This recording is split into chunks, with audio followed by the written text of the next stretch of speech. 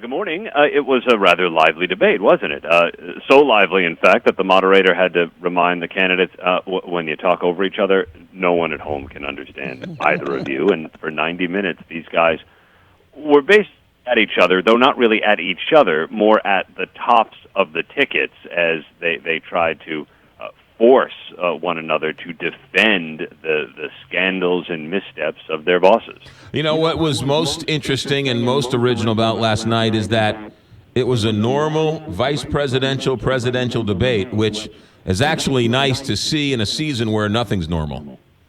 You know, it's funny you say, right? It was probably the most conventional politics we've seen in the last 2 years, where one candidate, the Democrat, was saying, you guys are going to privatize Social Security, and the other one, the Republican, saying, well, you guys aren't tough enough to handle, foreign policy challenges. And I was like, whoa, that was fairly conventional. But there, of course, were the things that reflected the tones at the tops of the ticket, and that's where I think the debate will probably be most memorable for all of the bickering and name-calling.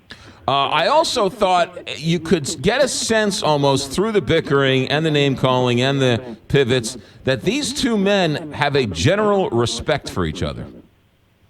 Well, I think they're both seasoned politicians, career politicians, and it was funny when Pence said, well, Donald Trump's not a career politician the way you and Hillary Clinton are, and you could almost feel Tim Kaine saying, and you, sir. Right. But they did have a especially healthy respect for one another's religion. And this was the first time that faith has really come up on the campaign trail all year between the two tickets.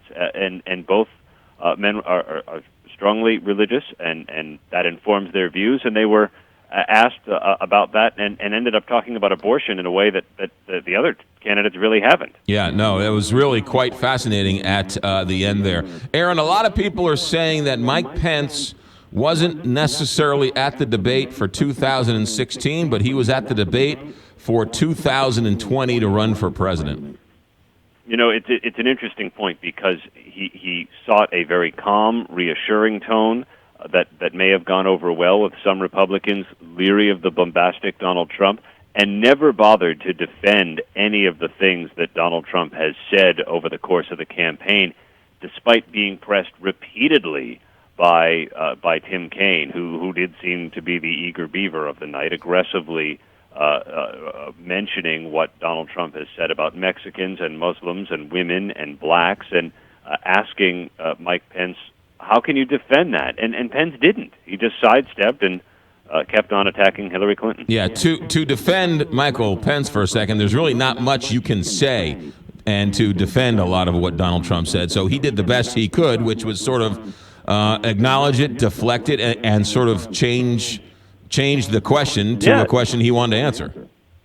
That was the strategy going in for Mike Pence. We were told he was not going to dwell on everything that Donald Trump has said and was not going to be held accountable for things Donald Trump has said. And even he appeared to go beyond where Donald Trump is, especially on Russia, when he said that Russia needed to be held accountable for actions in Syria and in holding Vladimir Putin more accountable, and that's not necessarily where Donald Trump might be. Is this the first time in the history of a presidential debate or vice presidential debate where the top of the ticket, Donald Trump, live tweets during the event?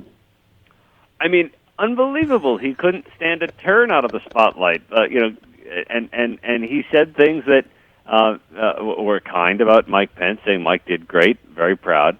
But he also gave the Clinton campaign more fodder to question his temperament when he compared Tim Kaine to an evil villain out of Batman, and so that sets up the second presidential debate in a city near you. Yes, that is right. Last question for you, Aaron Katursky. Do you think maybe Donald Trump watched Mike Pence and said, that's how you do it?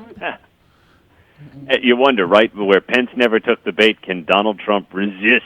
Right. The bait that he will no doubt be offered once again when we all get to St. Louis.